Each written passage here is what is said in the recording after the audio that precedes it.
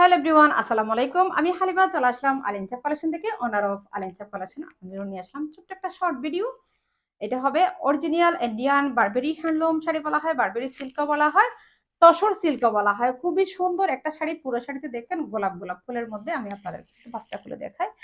এই যে আমি যেদিকে বাস করে রাখছিলাম, এদিকে কিন্তু একটা ফিনও মারতে হয় নাই।